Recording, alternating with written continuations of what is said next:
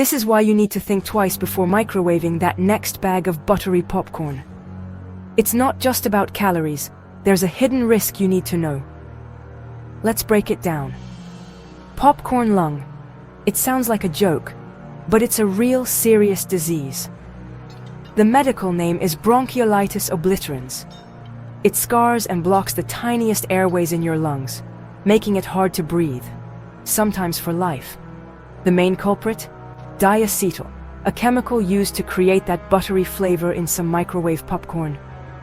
When the bag heats up, diacetyl fumes are released. Inhaling them, even just by sniffing the steam, can damage your lungs over time.